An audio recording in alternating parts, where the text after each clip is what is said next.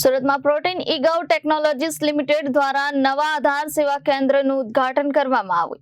યુડાઈ દ્વારા સોંપાયેલી જવાબદારી હેઠળ શરૂ કરાયેલું આ કેન્દ્ર નાગરિકોને આધાર નોંધણી અને અપડેટ સેવાઓ માટે સરળતાથી ઉપલબ્ધ કરાવશે।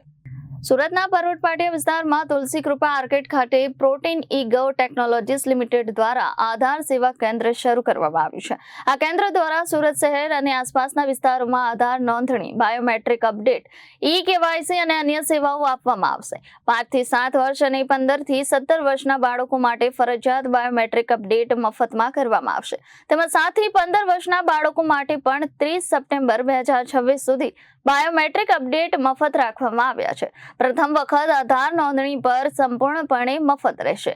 આ કેન્દ્રનું ઉદ્ઘાટન સુરતના સંસદ સભ્ય ગોવિંદ ધોળકિયાના હસ્તે કરવામાં આવ્યું હતું। આ કાર્યક્રમ દરમિયાન ઉડાઈ અને પ્રોટીન ઈગવના અધિકારીઓ પણ હાજર રહ્યા હતા। દેશભરમાં 188 જિલ્લાઓમાં આધાર સેવા કેન્દ્રો શરૂ કરવાની યોજનાના ભાગરૂપે સુરતનું આ કેન્દ્ર મહત્વપૂર્ણ માનવામાં આવી રહ્યું છે।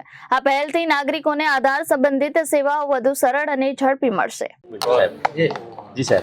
નમસ્તે મિત્રો, આજે આપણા સુરત માટે ખૂબ જ આનંદનો દિવસ છે, કારણ કે આજે કડોદરા રોડ ઉપર આધાર કાર્ડ કઢાવવા માટેની જે ઓફિસ હોય છે એ શરૂ થઈ રહી છે। પહેલાં હતી જ, પણ નાની હતી સુરતમાં, અને આટલી ડિજિટલ વ્યવસ્થા પણ એટલી નહોતી।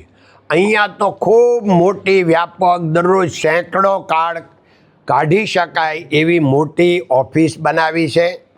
ઇન્ફ્રાસ્ટ્રક્ચર ડિજિટલ ખૂબ સરસ થયેલ છે, અને એમાં પણ બાળકો માટે 5 થી 17 વર્ષના બાળકો હોય એને માટે આ ડિજિટલ પણ ફ્રી સર્વિસ છે, એટલે આપણે ખૂબ આનંદની વાત છે।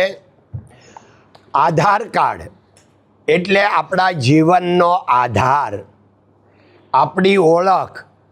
એટલે આધાર કાર્ડ તો બધાની પાસે હોય જ, એમ છતાં ન હોય તો મારી પ્રાર્થના છે કે દરેકે પોતાની ઓળખ તો આધાર કાર્ડથી લઈ જ લેવી જોઈએ। અને 1-2 કલાકનો સમય, હવે તો અહીંયા ઘરે બેઠા ગંગા એમ કડોદરા રોડ ઉપર આ ઓફિસ બની ગઈ છે, તો આવી રૂબરૂ અને આ આપણે કાર્ડ કઢાવી લેવું જોઈએ। અને ખૂબ આનંદની વાત છે કે આજે આ આધાર કાર્ડની ઓફિસ ઓપનિંગમાં મુંબઈથી આપણે ઠાકોર સાહેબ આવ્યા છે, અને અમદાવાદથી ગુપ્તા સાહેબ, એની ટીમ બધા આવ્યા છે। તો અહીંના સ્ટાફ મેમ્બરોને પણ ખૂબ ખૂબ આભાર, ધન્યવાદ। જય હિન્દ, જય ભારત, નમસ્તે। Reporter Arvind Rathod, Janadesh news, Surat.